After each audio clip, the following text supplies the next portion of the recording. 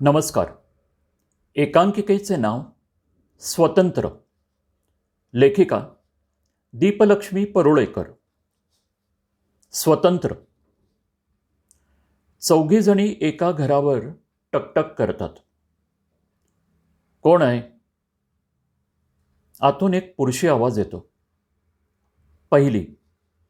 मंदा, मंदा आहे का? मंदा, दार उघड, मी आहे. आतून एक बाई व एक पुरुष बाहेर येतात. मंदा. ताई, ताई तुम्ही आलात होय? मंदा. पहिली. हो मीच. बोलले होते ना मी तुला, मी येणार आहे म्हणून. काल बोललो होतो आपण. मंदा. हो हो हो, पण ताई. पहिली. तू तू जरा बाजूला हो आत्ता. कालच तुला मी सांगितलं होतं की मी तुला आता हे जास्त काळ सहन करू देणार नाही. काल पुढचे 2 दात पाडून आली होतीस. एवढी मजल जाते कशी ग तुझ्या नवऱ्याची? उद्या डोळे फोडले तर आमच्याकडे काय? कुठेच काम नाही करू शकणार तू. समजतंय का? दुसरी. तुम्ही हो, तुम्ही आत उभे राहून काय करताय? बाहेर या आधी, आत्ता. तो पुरुष थकल्या अवस्थेत येतो. रात्रीची बहुतेक अजून उतरली नसावी. पुरुष. नमस्ते. तिसरी. हे नमस्ते वगैरे राहू द्या तुमचे तुमच्याकडेच. या नाटकी नमस्तेपेक्षा त्या बायकोला नीट वागवा आधी. कळलं ना? मारहाण तर आम्ही इतके दिवस पाहतच होतो, पण आता दात पाडेपर्यंत मजल गेली तुमची. लाज नाही वाटत जरा देखील? ताबडतोब थांबवा. समजलं ना? नुसती धमकी द्यायला नाही आलोय आम्ही. मंदाला घेऊन पोलीस स्टेशन गाठू. कळलं? तिनं तक्रार दिली तर तुरुंगात खितपत पडावं लागेल. आणि एकदा आत गेलात की बाहेर कसे लवकर येणार नाही ते आम्ही पाहून घेऊ. समजून जा. पुरुष. पण ताई, ही मंदा खोटी बोलतेय. पहिली. हो हो, खोटं बोलते ना. आणि खोटं बोलण्यासाठी तिनं स्वतःच स्वतःचे दात देखील पाडून घेतले. खरं की नाही? चौथी. लाज कशी वाटत नाही हो? एक तर काम काही करत नाही, केलंच कधी तर मिळालेले पैसे दारूत उडवता, वर तिचे पैसे उडवता, वर तिलाच मारहाण करता. शिव्या आम्हाला देता येत नाहीत म्हणून. पण तुम्हाला येतात ना, मग त्यातील जास्तीत जास्त घाणेरड्या आणि वाईट शिव्या आठवा आणि आम्ही तुम्हाला त्या देतो आहोत असं समजा. त्याच लायकीचे आहात तुम्ही. पहिली. आणि मंदा तू ग, इथून पुढे तू मार खाऊन आलीस तर बघ, माझ्याशी गाठ आहे. मीच मारेन तुला वर. दिला आहे ना तुला मोबाईल? आमचा नंबर आहे ना त्यात?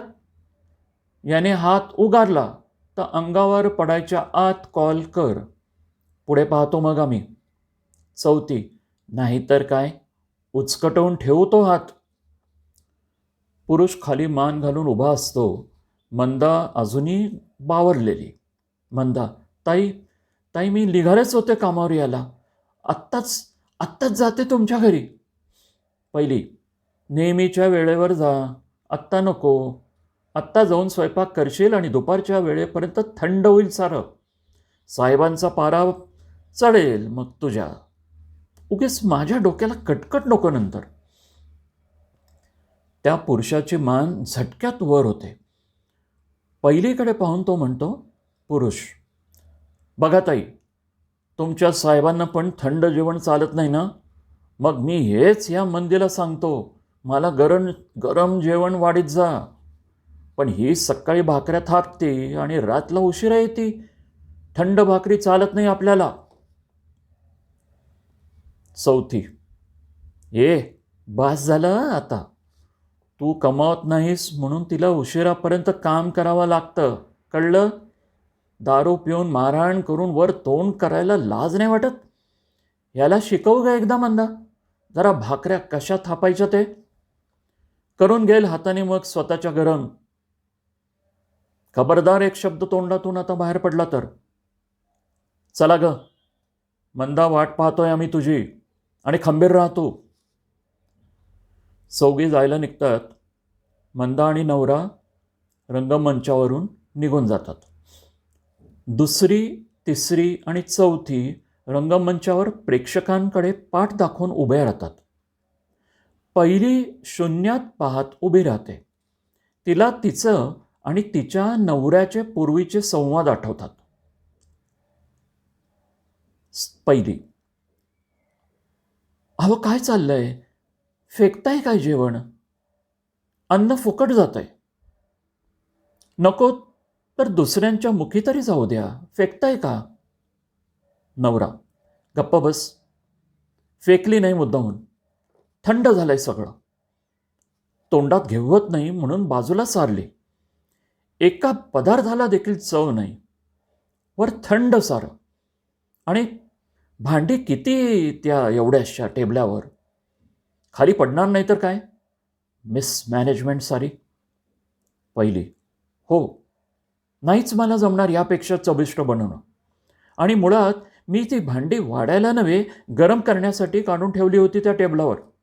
गरम करणारच होते मी, आणि वाढून घेण्या अगोदर विचारलं, तुम्ही मला तयार आहे का जेवण म्हणून. एरवी तर कधी वाढून घेत नाही स्वतः. एक तर मीही थकून येते, त्यात मार्च एंड आहे, श्वास घ्यायला फुरसत नाही इथे, हौस नाही, मला सर्व्हिस करावी लागते, वर सारी घरकामी करायची. पण एवढी लोन्स घेऊन ठेवली आहेत, करावीच लागते नोकरी आणि घरकामी. तुम्हाला आहे ना मॅनेजमेंट नॅक, मग अगोदर विचार करायचा ना या साऱ्याचा. वर थोडी सिंपती देखील नाही.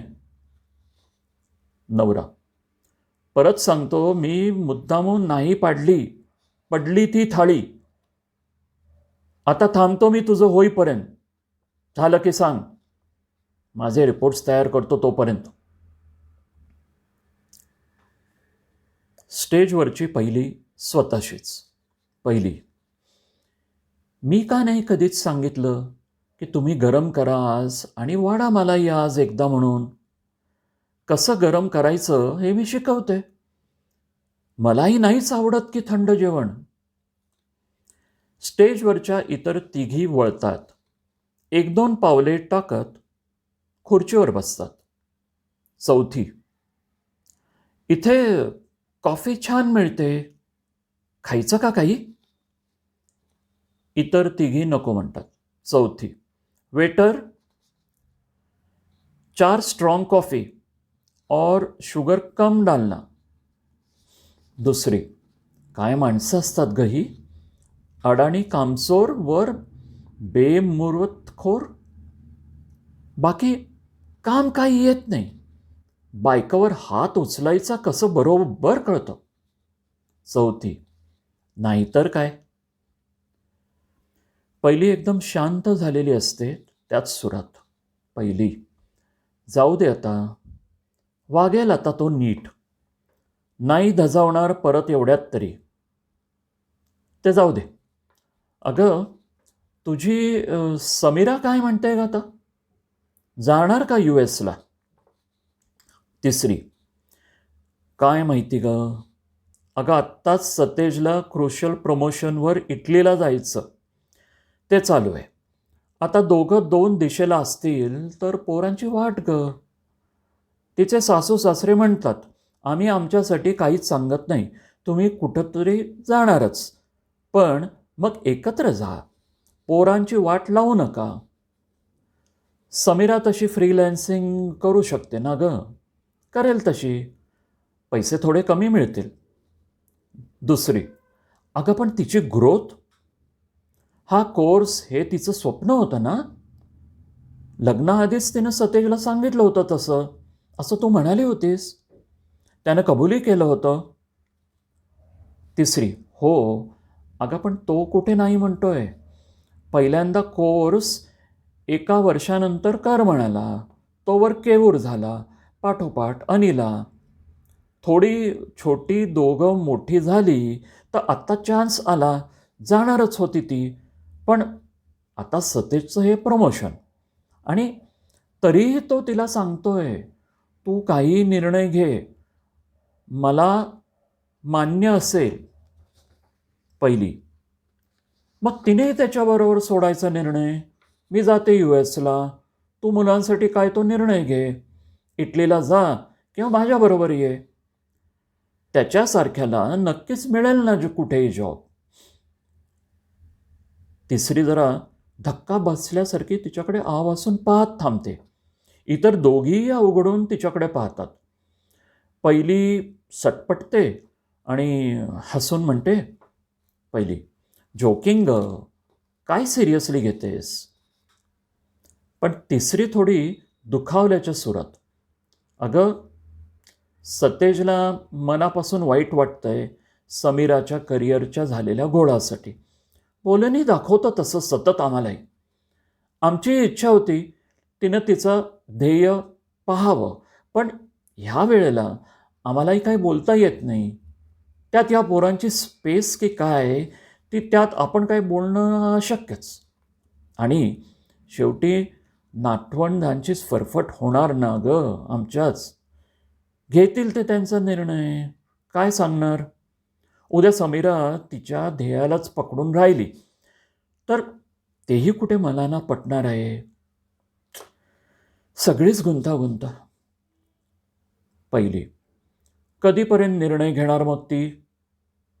तिसरी, नाही म्हणजे म्हणजे त्यांची इटलीची तिकीटं झाली आहेत बुक म्हणे. सतेजनं लगेच करून टाकले बुक. म्हणाला, काही वेगळा पर्याय सापडला की कॅन्सल करू. व्हिसा आहेच दोघांचा कधीपासून ना. चौथी, आत्तापर्यंत शांत सारं ऐकत असते. आता म्हणते, त्याचं कसं असतं ग, हे असं सर्वांना एस्पेशली नवरा बायकोच्या नात्यात मुळात बरोबरी असणं असं मध्येच एकदम नाही जमत. हल्ली असतं काय की खूप घरात वडिलांच्या वर्चस्वाखाली सारं काही चालू असतं. त्यात स्वतःच्या मुलामुलींना स्वातंत्र्य देण्याचा प्रयत्न असतो आणि दिलंही जातं. पण मुळात त्यांच्यासमोर उदाहरण असतं आईवडिलांच्या मधील असमानतेचं. तेच बघून मोठी झालेली असतात. हे चूक आहे हे उमजतं. त्यात स्वातंत्र्यही मिळतं, स्पेसही मिळते. मग अशा निर्णायक क्षणी एकतर कच खाल्ला जातो किंवा स्वातंत्र्याच्या नावाखाली स्वार्थी आत्मकेंद्री निर्णय घेतला जातो. खूपदा तो आत्मघातकी आहे हे कळतं, पण वळत नाही ग. दुसरी, खरं आहे ग, तुमच्या घरात तुम्ही कशी समानता पहिल्यापासूनच जोपासली आहे ना, अगदी पूर्णपणे. पण तुला कधी भीती वाटत नाही ग? आत्ता तुझी मुलं लहान आहेत, पण पुढे त्यांच्या आयुष्यात समीरासारखा पेच आला आणि असं दोघांनीही आपापला निर्णय घेतला तर काय अनावस्था होईल. आत्ता लहान आहेत ती पण तरीही. चौथी, अगं मुली मुलांमध्ये किंवा स्त्री पुरुषांमध्ये मुळात समता रुजवणं म्हणजे त्यांना एकांगी स्वकेंद्री बनवणं नव्हेच. मुळात समता ही एकांगी असूच शकत नाही. माझ्या मुली, जावई, मुलगा, सून यात कधी पेच आलाच तर त्यावरचं उत्तर शोधताना कुणीही सुवर्णमध्य गाठण्याची धडपड करतील. तो सुवर्णमध्य केवळ एका जोडीदाराच्या सोयीचा विचार करून आणि दुसऱ्याला अध्यारोत धरून केला जाणार नाही. समतेमध्ये केवळ हेच अपेक्षित आहे. निर्णय अंमलात आणताना दोघेही आपलंही हित विचारात घेतलं गेलं आहे याबाबत निश्चित आणि समाधानी असायला हवेत. खरं ना? थोडा वेळ साऱ्यात शांत बसतात. एवढ्यात दुसरी सांगायला लागते, अगं इथे तरी शेवटी आपण आपल्या माणसांसाठी त्याग केलाय हे तुबळं का होईना समाधान असतं. वेळ येताच बोलून तरी दाखवता येतं, दाखवलं जातं, सांगायला मिळतं. पण जेव्हा जॉबच्या ठिकाणी केवळ आपल्या स्त्रीत्वाचा हुकमी एक्का वापरून आपल्याला डावललं जातं ना, साधं एक्सप्लेनेशनही न देता, त्यावेळी एका वांज संतापाशिवाय पर्याय राहत नाही. काहीही करू शकत नाही. माझं कधीपासून स्वप्न होतं, मायक्रोबायोलॉजिस्ट झाल्यावर हॉवर्ड युनिव्हर्सिटी किंवा म्युनिच युनिव्हर्सिटीमध्ये रिसर्च करायचं. लग्नाआधी फायनान्सचा प्रॉब्लेम होता, लग्न झालं, इथे चांगला जॉब मिळाला, मेहनत घेतली, घरी दोघांचे पेरेंट्स, 2 मुलं, पण नशिबानं सारेच समंजस, घडी छान बसली. लॅबमध्ये केव्हा केव्हा 1-2 सलग नाईट्स द्याव्या लागल्या तरी प्रॉब्लेम झाला नाही. सगळं छान चालू होतं आणि हल्ली कंपनीतर्फे तिघांना हॉवर्डमध्ये पाठवायचं ठरलं आणि कॅपेबिलिटीचा, डेडिकेशनचा कसलाही विचार न करता मला सोडून इतर तिघांना पाठवलं गेलं. तिघांपैकी एक जण चक्क मॅरिड होता. अजून दोघे, एका पोरगा आणि पोरगी बॅचलर. मला विचारलंही नाही. मीच विचारायला गेले तर म्हणे, लगेच जायचं होतं. तुमच्या फॅमिली प्रेशर म्हणे, तुम्हाला निर्णय घ्यायला वेळ लागला असता. काही. अरे शाण्यांनो, मी कधी तुम्हाला माझ्या फॅमिली प्रॉब्लेम्सची धग लागू दिली हो? कधीही कुठेही मीटिंग्सना बाहेर जाताना नाईट्स आफ्टर नाईट्स काम केलं तेव्हाही होतच ना. मला काय ते फॅमिली प्रेशर? चौथी, हळूवार सुरत. अगं, पण एखाद्या वेळेस खरंच त्यांनी तसा विचार केला असेल. दुसरी, तिथेच तर गोवा आहे ना सगळी. आपण आपल्या स्त्रीत्वाच्या मर्यादांनी बांधल्या जाऊ नये यासाठी इतकी वर्ष मेहनत घेतली. दोघांच्याही पॅरेंट्सनीही समजूतदारपणे इतकी वर्ष सांभाळून घेतलं. मी काय किंवा ह्याने काय, कधीच कुणावरच उगीच प्रेशर असणार नाही हे पाहिलं. आणि इतकं सारं व्रत, इतकी वर्ष, इतक्या साऱ्यांनी घेतल्यावर तिसऱ्याच कोणी कुठल्या काळातल्या समजुतीच्या आधारे हा निर्णय घेतला असं सांगावं? आणि ते मला किंवा कुणालाही पटेलच या मूर्ख भ्रामक ठाम समजुतीत राहावं? असलं फ्रस्ट्रेशन येतं ना अशा वेळी. पुन्हा थोडी अवघड शांतता. पहिली, आज तरी बाहेर जाऊन काही खाऊया का? रुटीन काही नको वाटतंय आता. चौथी, त्यापेक्षा तुम्ही साऱ्या माझ्याकडे चला. आज याने सुट्टी घेतली आहे. चायनीज फ्राईड राईसचं सगळं सामान घरात तयार आहे. मस्त पनीर चिली बनवते. याला लॉलीपॉप्स खूप छान करता येतात. व्हेज नॉनव्हेज दोन्ही. चला ग, करा कुणाला इन्फॉर्म करायचं ते. चौघे आपापले मोबाईल्स काढतात आणि कळवतात. चौथी बेल वाजवते. आतून तिचा नवरा दार उघडतो. नवरा, अरे तुम्ही? काय झालं का काम फत्ते तुमचं? सापडला का तो मंदाचा नवरा घरी? चौथी, हो, जाऊन आलो. नवरा, काय झालं मग?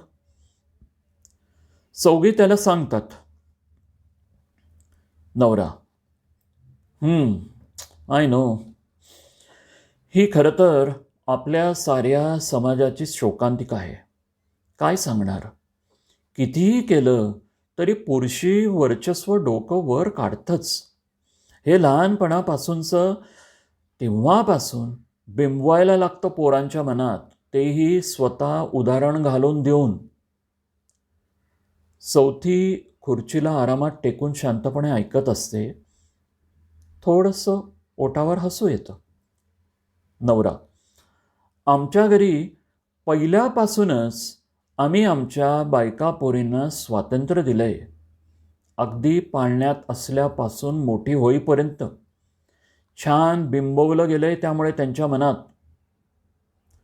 चौथी जोरात दचकते. आ वासून नवऱ्याकडे पाहते. नवराही गोंधळतो. नवरा, काय काय झालं? चौथी शांतपणे जोर देत बोलते.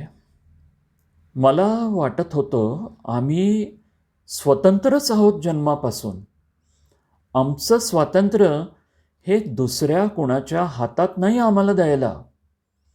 आणि हीच तुझी विचारधारा आहे. पण तू सांगतो आहेस तुम्ही आम्हाला स्वातंत्र्य दिलं म्हणजे नक्की कोणी कोणाला?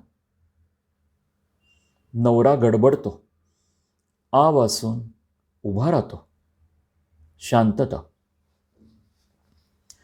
धन्यवाद. लेखिका दीपलक्ष्मी परुळेकर. वाचन संजय इनामदार.